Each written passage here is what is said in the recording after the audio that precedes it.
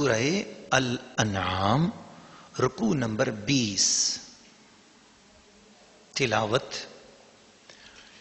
وَهَذَا كِتَابٌ أَنزَلْنَاهُ مُبَارَكٌ فَاتَّبِعُوهُ وَاتَّقُوا لَعَلَّكُمْ تُرْحَمُونَ أَن تَقُولُوا إِنَّمَا أُنزِلَ الْكِتَابُ عَلَى طَائِفَتَيْنِ مِنْ قَبْلِنَا وَإِنْ كُنَّا عَنْ دِرَاسَتِهِمْ لَغَافِلِينَ أَوْ تَقُولُوا لَوْ أَنَّا أُنزِلَ عَلَيْنَا الْكِتَابُ لَكُنَّا أَهْدَى مِنْهُمْ فَقَدْ جَاءَكُمْ بَيِّنَةٌ مِّن رَّبِّكُمْ وَهُدًى وَرَحْمَةٌ فَمَنْ أَظْلَمُ مِمَّنْ كذب بآيات الله وصدف عنها سنجزي الذين يصدفون عن آياتنا سوء العذاب بما كانوا يصدفون هل ينظرون إلا أن تأتيهم الملائكة أو يأتي ربك أو يأتي بعد آيات ربك يوم يأتي بعد آيات ربك لا ينفع نفسا إيمانها لم تكن آمنت من قبل أو كسبت في إيمانها خيرا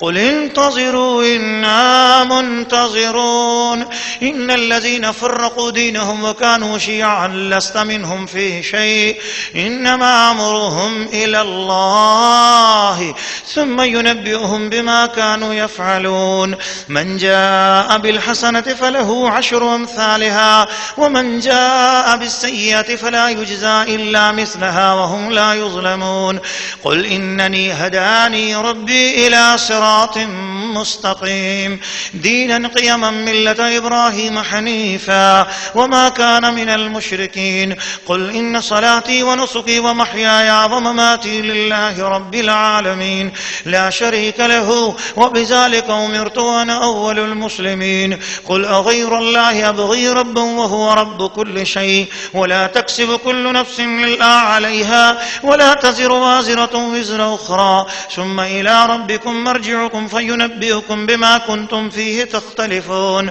وهو الذي جعلكم خلائف الأرض ورفع بعضكم فوق بعض درجات ليبلوكم فيما آتاكم إن ربك سريع العقاب وإنه لغفور رحيم سورہ الانعام رکوع نمبر 20 ترجمہ کنز الایمان اور یہ برکت والی کتاب ہم نے اتاری تو اس کی پیروی کرو اور پرہیزگاری کرو کہ تم پر رحم ہو. کبھی کہو کہ کتاب تو ہم سے پہلے 2 گروہوں پر اتری تھی اور ہمیں ان کے پڑھنے پڑھانے کی کچھ خبر نہ تھی، یا کہو کہ اگر ہم پر کتاب اترتی تو ہم ان سے زیادہ ٹھیک راہ پر ہوتے، تو تمہارے پاس تمہارے رب کی روشن دلیل اور ہدایت اور رحمت آئی تو اس سے زیادہ ظالم کون جو اللہ کی آیتوں کو جھٹلائے اور ان سے منہ پھیرے. ان قریب وہ جو ہماری آیتوں سے منہ پھیرتے ہیں ہم انہیں بڑے عذاب کی سزا دیں گے بدلہ ان کے منہ پھیرنے کا. کاہے کے انتظار میں ہیں؟ مگر یہ کہ آئیں ان کے پاس فرشتے یا تمہارے رب کا عذاب یا تمہارے رب کی ایک نشانی آئے. جس دن تمہارے رب کی وہ ایک نشانی آئے گی کسی جان کو ایمان لانا کام نہ دے گا جو پہلے ایمان نہ لائی تھی یا اپنے ایمان میں کوئی بھلائی نہ کمائی تھی. تم فرماؤ رستہ دیکھو ہم بھی دیکھتے ہیں. وہ جنہوں نے اپنے دین میں جدا جدا راہیں نکالی اور کئی گروہ ہو گئے، اے محبوب تمہیں ان سے کچھ علاقہ نہیں، ان کا معاملہ اللہ ہی کے حوالے ہے، پھر وہ انہیں بتا دے گا جو کچھ وہ کرتے تھے. جو ایک نیکی لائے تو اس کے لیے اس جیسی 10 ہیں، اور جو برائی لائے تو اسے بدلہ نہ ملے گا مگر اس کے برابر، اور ان پر ظلم نہ ہوگا. تم فرماؤ بے شک مجھے میرے رب نے سیدھی راہ دکھائی، ٹھیک دین ابراہیم کی ملت جو ہر باطل سے جدا تھے اور مشرک نہ تھے. تم فرماؤ بے شک میری نماز اور میری قربانیاں اور میرا جینا اور میرا مرنا سب اللہ کے لیے ہے جو رب سارے جہان کا، اس کا کوئی شریک نہیں، مجھے یہی حکم ہوا ہے اور میں سب سے پہلا مسلمان ہوں. تم فرماؤ کیا اللہ کے سوا اور رب چاہوں حالانکہ وہ ہر چیز کا رب ہے، اور جو کوئی کچھ کمائے وہ اسی کے ذمہ ہے، اور کوئی بوجھ اٹھانے والی جان دوسرے کا بوجھ نہ اٹھائے گی. پھر تمہیں اپنے رب کی طرف پھرنا ہے، وہ تمہیں بتا دے گا جس میں اختلاف کرتے تھے. اور وہی ہے جس نے زمین میں تمہیں نائب کیا اور تم میں ایک کو دوسرے پر درجوں بلندی دی کہ تمہیں آزمائے اس چیز میں جو تمہیں عطا کی. بے شک تمہارے رب کو عذاب کرتے دیر نہیں لگتی اور بے شک وہ ضرور بخشنے والا مہربان ہے. سورہ الانعام رکوع نمبر 20. تفسیر. ناظرین و ناظرات، سامعین و سامعات، پچھلے رکوع کی آخری آیت میں اللہ کریم نے اپنے پاک کلام اور وہ عظیم الشان کلام جس پر ہم مسلمان بھی ایمان رکھتے ہیں، یعنی سیدنا کلیم اللہ موسیٰ علی نبینا و علیہ الصلوۃ والسلام پر اترنے والی توریت شریف، اس کے حوالے سے اس کی شان اور اس کی عظمت اور اس کا مقام بیان کرتے ہوئے اس رکوع کا آغاز اللہ کریم نے اس کلام مقدس کو اس میں اشارہ قریب کے ساتھ شروع فرمایا. وَهَذَا کتاب. آپ کو معلوم ہونا چاہیے جب سورہ البقرہ قرآن کی سب سے بڑی سورت کا آغاز ہوا تو اللہ کریم نے اس میں اشارہ بعید کا کلمہ نازل فرمایا. ذالک الکتاب. یہاں اللہ پاک فرمایا وَهَذَا کتاب انزلناہ مبارک. تو ذالکا کس لیے؟ حضرت ضیاء الامت جسٹس پیر محمد کرم شاہ الازہری رحمت اللہ علیہ تفسیر ضیاء القرآن میں ارشاد فرماتے ہیں کہ ذالکا اس میں اشارہ بعید اس لیے ہے کہ لوگوں یہ وہ بلند رتبہ کتاب ہے، اس کا رتبہ اتنا بلند ہے، اس کی عظمت اتنی بلند ہے، اس کی شان اتنی بلند ہے، اس قرآن کا مرتبہ اتنا بلند ہے کہ وہ انسانوں کی فہم اور اس کے ادراک سے بھی بالا ہے. اس لیے قرآن کی عظمت کی خاطر ذالکا کا کلمہ استعمال کیا اور ذالکا کلمہ نازل کیا، اس میں اشارہ بعید کا، تاکہ پتہ چلے کہ یہ قرآن بہت عظمت والی اور بہت بلند رتبہ کتاب ہے.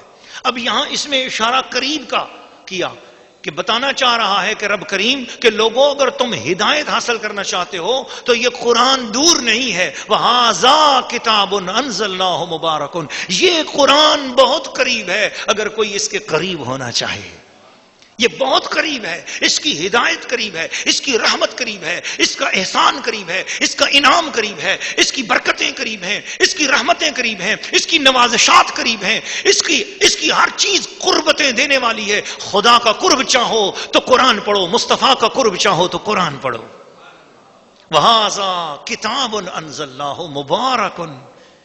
یہ ہے کتاب جسے ہم نے نازل کیا، بڑی برکتوں والی کتاب. امام اہل سنت نے اس کا ترجمہ یوں کیا اور یہ برکت والی کتاب ہم نے اتاری. سبحان اللہ سبحان اللہ سبحان اللہ. جس کتاب کی نسبت رب اپنی طرف کر رہا ہے اور جمع کی ضمیر انزلناہ ہم نے اتاری. مولا تو ایک ہے، تو جمع نہیں ہے، تو دو بھی نہیں، تو تین بھی نہیں، تو کئی بھی نہیں، تو احد اکیلا ایک ہے، لا شریک ہے. تو یوں کہتا ھذا کتاب انزلت مبارک. یہ کتاب ہے جو میں نے نازل کی. یہ کیوں فرمایا انزلناہ؟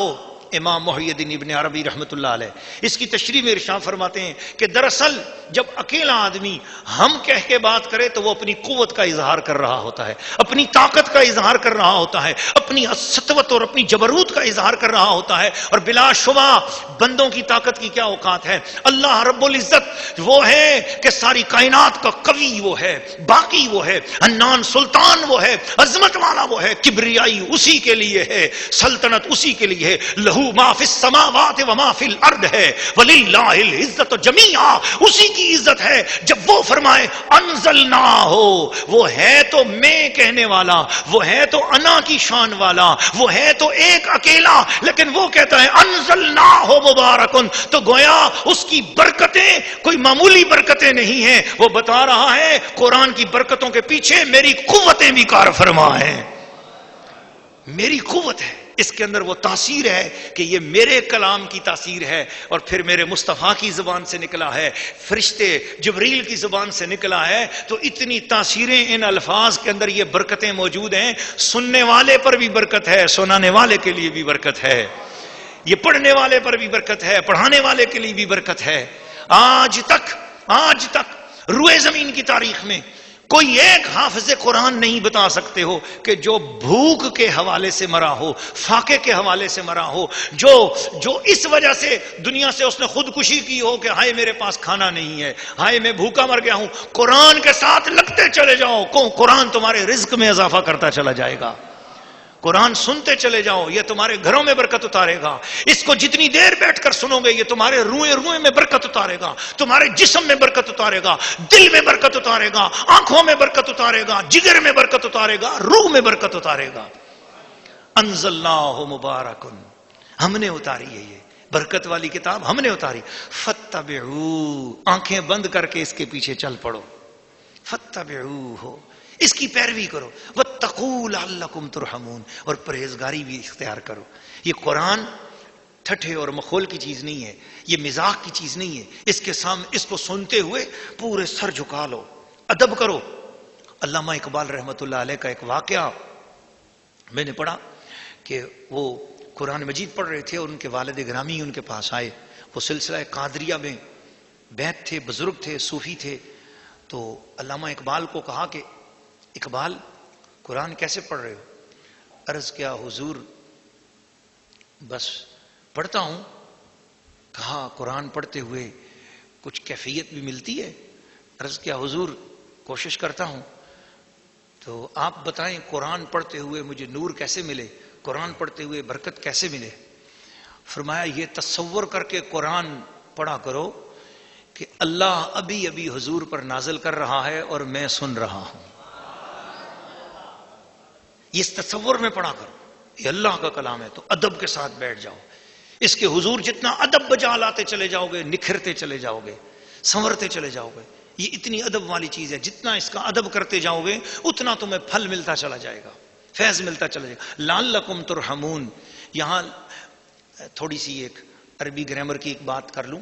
لعل عموماً یہ شک کے لیے آتا ہے، شاید کے معنی میں آتا ہے، ترجی کے معنی، تمنی ترجی کے معنی میں آتا ہے لعل، لیتا، لعل۔ لیکن قرآن میں جب بھی لعل کا کلمہ آئے تو اس کا مطلب یقین ہوتا ہے۔ لعلکم ترحمون، یقین ہے اس بات پر کہ جب تم قرآن کے ساتھ لگے ہوئے ہوگے تو تمہارے اوپر رحمتیں نازل ہونے شروع ہو جائیں گی۔ تو یہ قرآن کی تعریف کرنے کے بعد فرمایا کہ اس قرآن کے بعد پھر یہ نہ کہنا کہ کوئی کتاب نہیں آئی تھی۔ اے مکے کے کافروں، اے کافروں، اے دنیا بھر کے منکروں، قرآن سے دور لوگوں، یہ نہ کہنا کہ ہمیں کوئی کتاب نہیں ملی تھی۔ قرآن آ گیا ہے، آؤ قرآن کے پیچھے چلو، قرآن کی اتباع کرو، قرآن والے رسول کا دامن تھامو، سنت مصطفیٰ پر چلو، حدیث مصطفیٰ کے ذریعے قرآن کو سمجھو۔ پھر دیکھو قرآن تمہیں کتنا نور دیتا ہے، قرآن تمہاری زندگیوں کو سنوار دے گا، تمہارے اوپر سے ہر قسم کی کجیاں، کمیاں، کوتاہیاں، پلیدیاں، نجاستیں اور خباستیں دور کرے گا۔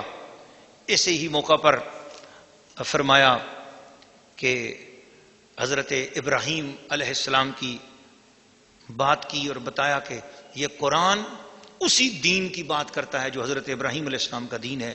اور انہوں نے یوں دعا کی تھی، قل ان صلاتی و نسکی و محیای و مماتی للہ رب العالمین، میری نماز، میری قربانی، میرا جینا، میرا مرنا، میری نماز، میری قربانیاں، میرا جینا، میرا مرنا، سب اللہ کے لیے جو رب سارے جہان کا۔ یعنی یہ بتایا کہ لوگوں اپنے سارے معاملات کو اللہ کی رضا کے لیے کر لیا کرو، تو تمہاری دنیا بھی تمہارا دین بن جائے گی۔ تم یہ کہو کہ میں بال بچوں کے لیے کماتا ہوں اللہ کے لیے، اللہ کی رضا کی خاطر، میں کھانا کھاتا ہوں اللہ کی رضا کی خاطر، میں پانی پیتا ہوں اللہ کی رضا کی خاطر، میں درس سنتا ہوں اللہ کی رضا کی خاطر، میں یہ کام کرتی ہوں اللہ کی رضا کی خاطر۔ اور تو تم یہ یوں نیت کیا کرو، میں خامند کی خدمت کرتی ہوں اللہ کی رضا کی خاطر، میں ماں باپ کی خدمت، میں ساس سسر کی خدمت کرتی ہوں اللہ کی رضا کی خاطر۔ تو یوں نیت کرو، میں بچوں کو پال رہی ہوں اللہ کی رضا کی خاطر، میں یہ دن گزار رہی ہوں اللہ کی رضا کی خاطر، میں یہ رات گزار رہی ہوں اللہ کی رضا کی خاطر۔ خواتین، مردوں، عورتوں، اپنی زندگی کے میں دکان پہ بیٹھا ہوں اللہ کی رضا کی خاطر. جب تم اپنے ہر کام میں یہ نیت کرو کہ میں جو کچھ کر رہا ہوں اللہ کی رضا کی خاطر کر رہا ہوں، میں جو کچھ کر رہی ہوں اللہ کی رضا کی خاطر کر رہی ہوں، تو اے مسلمان مردوں عورتوں، تمہاری دنیا بھی تمہارا دین بن جائے گی. تمہارا دین تو تمہارا دین ہے ہی ہے. گویا تمہارا جینا مرنا، تمہاری زندگی کا ہر عمل گویا وہ اللہ کی رضا کی خاطر ہو جائے گا. تمہارا کھانا پینا ثواب بن جائے گا، تمہارا اٹھنا بیٹھنا ثواب بن جائے گا، تمہاری نیند ثواب بن جائے گی. ایک واقعہ چھوٹا سا سنا کر پھر میں اجازت چاہتا ہوں. اللہ کی رضا کے حوالے سے ایک بات آ گئی کہ ایک مسجد میں ایک بندہ نماز پڑھ رہا تھا. تو حضرت سفیان ثوری رحمۃ اللہ تعالی علیہ مسجد سے باہر آئے، وہ بھی مسجد کے اندر جانا چاہ رہے تھے. دیکھا دروازے پر شیطان کھڑا ہوا رو رہا ہے. آپ نے کہا تو کیوں رو رہا ہے یہاں پہ؟ کہنے لگا میں مسجد کے اندر نہیں جا سکتا. وہ ایک بندہ نماز پڑھ رہا ہے، میں اس کو وسوسہ ڈالنا چاہتا ہوں، نماز کے اندر اس کا دل نماز سے ہٹانا چاہتا ہوں، مگر میں مسجد میں نہیں جا سکتا. تو بھائی کیوں نہیں جا سکتا؟ کہنے لگا دراصل اس کے پاس ایک بندہ سو رہا ہے، اس کی سانسوں سے ایسا نور نکل رہا ہے کہ اس سانسوں کے نور سے میں کہیں جل نہ جاؤں.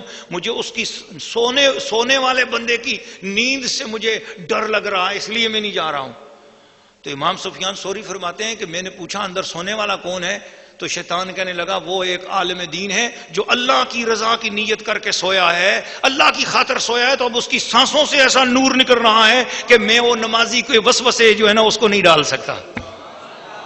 آپ اندازہ لگا لیجئے کہ جب اللہ کی رضا کی خاطر نیند کی جائے تو نیند میں اتنا نور آ جاتا ہے، تو جو اللہ کی رضا کی خاطر جاگتا ہو تو اس پر کتنا کرم ہوتا ہوگا.